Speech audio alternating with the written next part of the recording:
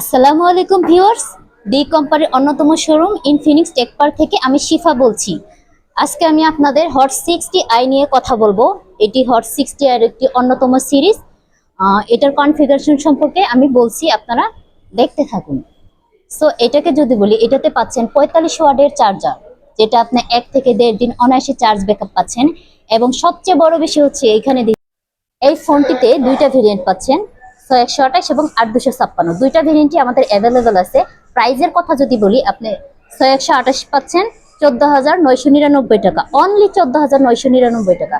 আর 8256 কথা যদি বলি, এখানে হচ্ছে 16,500, মানে 16,499 টাকায় পাচ্ছেন একটি প্রিমিয়াম ফোন।